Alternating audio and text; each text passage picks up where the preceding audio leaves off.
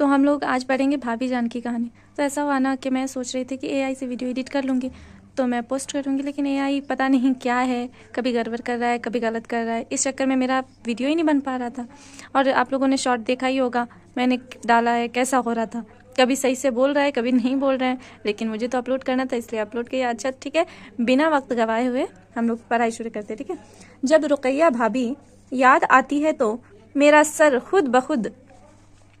جذبہ احترام سے جھک جاتا ہے، یعنی کہ جب رقیہ بھابھی یاد آتی ہے تو احترام یعنی عزت سے ان کا سر خود بخود جھک جاتا ہے، اور ایسا محسوس ہوتا ہے، مطلب ایسا لگتا ہے ہوتا ہے کہ جیسے ان کی ذات سراپا روشنی ہے، یعنی کہ ان کا کردار یعنی کہ یہ خود ایک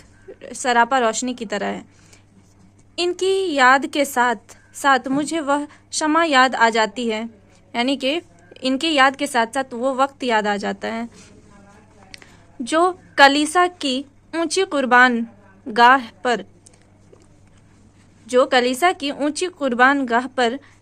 جلتی ہے، یعنی کلیسا کوئی جگہ ہے، پہاڑ ہے شاید، اس کے اوپر جو ہے یہ شمع جلتی ہے، تو اسی لیے وہ بول رہے ہیں کہ جو کلیسا کی اونچی قربان گاہ پر جلتی ہے، پگھلتی رہتی ہے،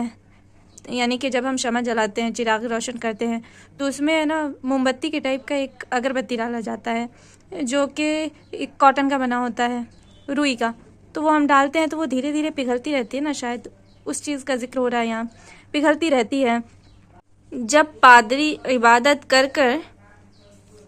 قربان گاہ سے اتر جاتا ہے تو بھی وہ خاموش زبان سے خداوند یسوع کا پیغام سناتی رہتی ہے جو دوسروں کا گناہ بخشوانے کے لیے صلیب پر چڑھایا گیا، مگر وہ جواب تک زندہ ہے، یعنی کہ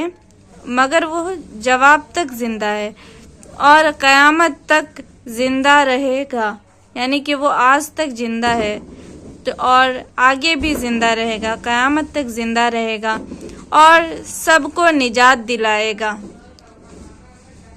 رقیہ بھابھی کی ذات